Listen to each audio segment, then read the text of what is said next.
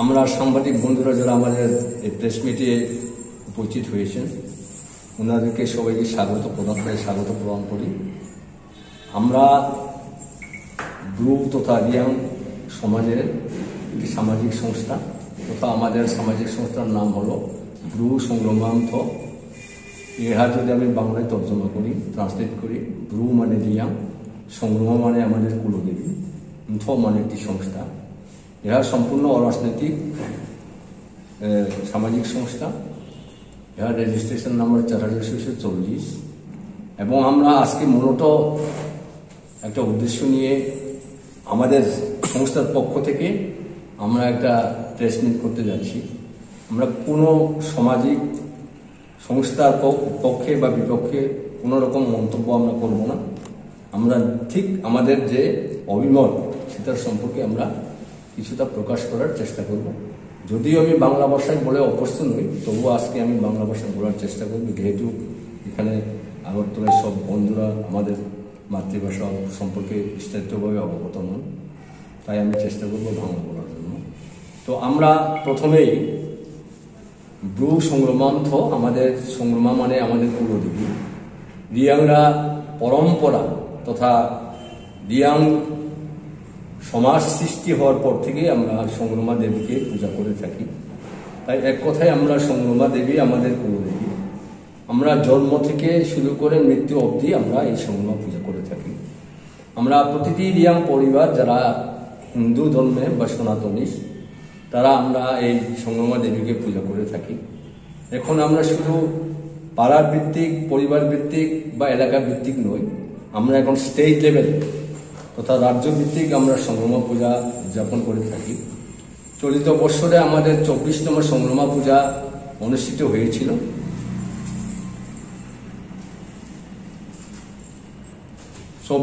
সংগ্রামা পূজা অনুষ্ঠিত হয়েছিল আমাদের বীরচন্দ্রমণিতে। আমাদের সেই তারিখটা ছিল 22 এবং 23 সেপ্টেম্বর 2025। সেখানেও আমরা আমাদের ত্রিপুরা রাজ্যের শ্রদ্ধেয় মাননীয় মুখ্যমন্ত্রী মহোদয় আমাদের পূজাতে উনি অংশগ্রহণ করেছিলেন এবং চিফ গেস্ট এবং ইনভিটেটর হিসাবে উনি উপস্থিত ছিলেন। আমাদের দীর্ঘ একটা ডিমান্ড ছিল রিয়াং জনজাতিদের, যে আমাদের কুলদেবী সংগ্রামা পূজাকে একটা সরকারি স্বীকৃতি ক্রমে এবং সরকারি ছুটি ঘোষণা করার জন্য, সরকারিভাবে ছুটি ঘোষণা করার জন্য সেই দাবিকে রেসপন্স করে উনি মূল্যায়ন ক্রমে এবং রিয়াংদের আবশ্যক সেটাকে তিনি অনুধাবন করে আমাদের যে 24তম সংগ্রামা পূজায় উনি ডিক্লেয়ার করেছেন যে স্টেট লেভেল সংগ্রামা পূজা, যাহা প্রতি বছর ভাদ্র মাসের অমাবস্যার দিনে অনুষ্ঠিত হয়ে থাকে, সেই দিন থেকে সরকারি ছুটি ঘোষণা হিসাবে প্রদান করা হয়েছে। ইহার জন্য আমরা রিয়াং জনজাতিগণ, বিশেষ করে আমরা যারা পূজা পার্বণ নিয়ে থাকি সংগ্রামান্থ, আমরা খুবই বাধিত, কৃতজ্ঞ এবং আনন্দিত। ইতিপূর্বেই আমরা অনেকবার থ্যাঙ্কসগিভিং ডেও আমরা উদযাপন আমরা করেছি। তো কিছুদিন পূর্বে আজকের ঘটনাটা সম্পর্কে সেটা একটু উল্লেখ না করলে না হয়। গত কিছুদিন পূর্বে অক্টোবরের 8 এবং 9 তারিখ আমাদের রিয়াং জনজাতিদের একটা উৎসব, যেটা হদাগিরি থেকে হজাগিরি বা হদাগিরি যাই বলি, একটা উৎসব হয়েছে 33তম। ওইখানে মাননীয় মুখ্যমন্ত্রীকে নিমন্ত্রণ করা হয়েছে, ওনাকে চিফ গেস্ট এবং ইনভিটেটর হিসেবে ওনাকেও নিমন্ত্রণ করা হয়েছে এবং উনি সেখানেও গিয়েছেন এবং সেখানে রিয়াং জনজাতিদের সম্পর্কে কিছুটা মন্তব্যের প্রতি নিয়ে অনেকে বিভিন্ন ধরনের সমালোচনা করা হয়েছে।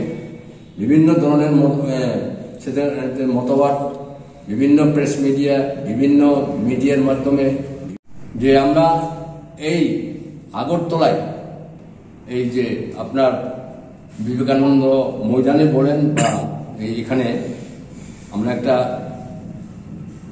একটা বিরাট একটা সমাবেশ বা র্যালি শুধু রিয়াং জনজাতিদের নিয়ে অনুমানিক 50,000 লোক আমরা গ্যাদারিং করবো এখানে।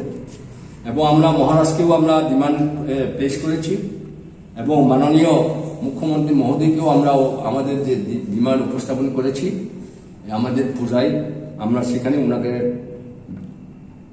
অফিসিয়ালি ভাবে ওনার হাতে তুলে দিয়েছি। রাইকচাঁদ রাইকসন যেহেতু সেনাপতি, আমাদের প্রধান সেনাপতি, এবং ওনারাই ওনাদের বীরত্বের, ওনাদের সাহসিকতায়, ওনাদের বুদ্ধিমত্তায় আমাদের এই ত্রিপুরা রাজ্য বারংবার মুসলিম ইনভেডারের মাধ্যমে বারবার আক্রমণ করা হয়েছিল। এবং তখন যদি আমাদের সেনাপতি রাইকচাঁদ রাইকসন নেতৃত্বে যদি সঠিকভাবে যুদ্ধ কৌশল অবলম্বন না করা হতো বা ওনাদের সাহসিকতা যদি ওনারা প্রদান করতে ব্যর্থ হতেন, তাহলে হয়তো বা এই ত্রিপুরা রাজ্য মুসলমানদের শাসনে চলে যেত। সুতরাং সেটা অনস্বীকার্য। এবং উদাহরণস্বরূপ আমরা এখনো বলতে পারি হুসেন শাহের কামান, সেটা সেনাপতি রাইকচাঁদ রাইকসন নেতৃত্বে আমরা ছিনিয়ে এনেছি এখানে, এবং দীর্ঘদিন কামান চুমুরি বলে এখানে আখ্যায়িত করা রয়েছে। পাশাপাশি এখানে আমাদের আগরতলায় সেই ঈশানচন্দ্র মাণিক্য মহারাজার আমলে আমাদের এখানে সংগ্রামার যে আমরা আমাদের কুলদেবী বলে থাকি, এই কুলদেবীর মন্দিরের জন্য ঈশানচন্দ্র মাণিক্য একখানি সৈগন্ধার জায়গা উনি প্রদান করেছেন। তাহা বর্তমানে টাউন হল সংগ্রহে রয়েছে এবং আনন্দময়ী আশ্রম বা সংঘ ওনারা ইলিগেলভাবে এনক্রোচ করে বসে আছেন। তো আমরা সেটাকে রিকভারি করার বা রেস্টোর করার জন্য অনেকবার চেষ্টা করেছিলাম, কিন্তু সেটা তৎকালীন কোনো এক মুখ্যমন্ত্রী, নাম বললে হয়তো অনেকেই খারাপ হতে পারে, সে আমাদের যে সংগ্রামার যে ইয়ারমার্ক লেন সেটাকে ইলিগেলভাবে আনন্দময়ী সংঘদেরকে প্রদান করা হয়। ইহা এখনো আমাদের বিগ্রহ, নৈতার বিগ্রহ এখনো আমাদের মন্দিরে অবস্থিত রয়েছে। এখনো আপনারা সবাই যদি কোনো বন্ধু, কোনো সাংবাদিক বন্ধু যদি প্রত্যক্ষ করার মানসিকতা থাকে, ইচ্ছা থাকে, তাহলে আপনারা সেখানে নৈতার বিগ্রহ এখনো রক্ষিত আছে এবং সেটা আপনারা প্রদর্শন করতে পারেন। যেটা আমরা আমাদের ভাষায়, আমাদের মাতৃভাষায় ব্রু মাধ্যমে আমরা বলি সংগ্রমা, মাইনুকমা, ফুনুকমা, মাইকচাম্মা, তৈলুকমা, সৈনেরও, বদিরও, সুনাইরও, বুড়া। এই নৈতিক দেবদেবীদের যে বিগ্রহ এখনো রক্ষিত রয়েছে। ওই ক্ষেত্রে আমরা মাননীয় ত্রিপুরা সরকারের শ্রদ্ধেয় মুখ্যমন্ত্রী মহোদয়ের নিকট আমরা 1 হেক্টর জায়গা যাতে আমাদেরকে উইদাউট প্রিমিয়াম যাতে অ্যালটমেন্ট প্রদান করা হয় এবং যাতে সেখানে একটা রাইকচাঁদ রাইকসন স্মরণীয় একটা দাম যাতে আমরা তৈরি করতে পারি। এটা শুধু রিয়াংদের জন্য নয়, সমস্ত ত্রিপুরা রাজ্যের যারা জনগণ রয়েছি আমরা, কি পাহাড়ি, কি বাঙালি, কি ট্রাইবেল, নন ট্রাইবেল, সর্ববর্তী ক্রমে সেখানে আমরা একটা দাম বা সেবা আসন তৈরি করব। এই দাবির উপর আজকে আমরা এই সাংবাদিক সম্মেলনের মাধ্যমে মাননীয় শ্রদ্ধেয় মুখ্যমন্ত্রী মহোদয়কে আমরা জোরালোভাবে আবারও ওনার সমীপে সেটা আমরা উপস্থাপন করলাম এবং আশা করি আমরা মাননীয় মুখ্যমন্ত্রী, উনি আসলে রিয়াংদের সম্পর্কে অনেক কিছু করেছেন, খালি সমালোচনার জন্য সমালোচনা করলে হবে না। যেমন মিজোরাম থেকে বিতাড়িত, নির্যাতিত হাজার হাজার পরিবার 1996 সন থেকে এখানে নির্যাতন ক্রমে তারা ঠিক কোনো মতে থাকার সুবিধাও তাদের ছিল না, অনেক কষ্টে ওনারা দিন অতিবাহিত করতে হয়েছে। ফুজি বলে ব্যবহার করা হতো, ট্রিট করা হতো, এটা আসলে খুব যুক্তিযুক্ত নয়। কারণ মিজোরামও এককালে আমাদের ত্রিপুরার রাজত্বকালে ছিলেন এবং যে এখন বর্তমানে আমাদের মহারাজ যে ডিমান্ড উপস্থাপন করেছেন যে গ্রেটার ত্রিপুরা লেন, এটা উনিও এটাকে ডিমান্ড করছেন যে আমাদের আগে পুরানো রাজন্য আমলে যে এরিয়াটা ছিল সেই এরিয়াকে যাতে আমাদেরকে ত্রিপুরা রাজ্যের সাথে অন্তর্ভুক্ত করা হয়। এখানে আমি কোনো সম্প্রদায়ের বিরুদ্ধে বা কোনো সম্প্রদায়কে ছোট করার মানসিকতা আমাদের নেই। আমরা সত্য কথা বলার চেষ্টা করছি এবং সবাই মিলে সম্মিলিতভাবেই আমরা ত্রিপুরা রাজ্যে বসবাস করতে হবে। ত্রিপুরা রাজ্যে বসবাস করে আমরা ত্রিপুরাকে সমৃদ্ধ করতে হবে, এটাই আমাদের। তো আমি সাথে সাথে আমি দু একটা কথা উল্লেখ করব। যেমন আমাদের রিয়াং সমাজের মধ্যে অনেকেই আমাদের বীর পুরুষরা ছিলেন এবং খুবই সৎ সাহস ছিলেন। বিভিন্ন রকম সেই ব্রিজ থেকে শুরু করে পিয়াস থেকে শুরু করে বিভিন্ন রকম, আমি এর মধ্যে উল্লেখযোগ্য হলো, আপনারা সবাই জানেন, ইতিহাসে লেখা আছে বা বিভিন্ন গ্রন্থেও এটা উপস্থাপিত করা রয়েছে যে সেনাপতি রাইকচাঁদ রায়সন, এটার রাজা দণ্ডমাণিক্য আমলে এবং মাতা ত্রিপুরেশ্বরীর মন্দিরকে যেটা স্থাপন করা হয়, সেখানেও আমাদের রিয়াংরাই, আমরা সেখানে বর্তমানেও আমাদের রিয়াং পুরোহিতরা মর্শাল প্রদর্শন করতে হয়। মর্শাল প্রদর্শন না করলে পরে মা বলে স্বীকার করেন না, সেটা এখনো আমাদের জ্বলন্ত প্রমাণ। সুতরাং আমরা রিয়াংরা এখানে আদিম অধিবাসী, কে কি বলেছে সেটার জন্য আমরা গুরুত্ব প্রদান করি না। আমরা আসলে আমরা যে এখানে অরিজিনাল এবং যে আদিম জনগোষ্ঠী, সেটাই আমরা প্রদান করব। তো মুখ্যমন্ত্রী, শ্রদ্ধেয় মুখ্যমন্ত্রী মহোদয় উনি যেখানে আমাদের হজাগিরি মেলায় যে বক্তব্য উপস্থাপন করেছেন বা ভয়েস রেকর্ড যেটা বলার চেষ্টা করেছেন বা বলেছেন, সেটা মানে উনি তো সেখানে ইতিহাস বলতে যান নাই, একটা অ্যাগ্রিস সংক্ষিপ্তভাবে রিয়াংদের সম্পর্কে কিছুটা আলোকপাত করার চেষ্টা করেছেন বা করেছেন এবং সেটা উনারকে বিভিন্ন দপ্তরের একটা তথ্য নিশ্চয়ই প্রদান করা হয়ে থাকে। ওর তথ্য ভিত্তিক উনি হয়তো বা বলেছেন, কোনো ডিরেক্টলি যে রিয়াংরা বাংলাদেশ থেকে এসেছে, বাংলাদেশি, এই ধরনের কোনো মন্তব্য উনি করেন নাই।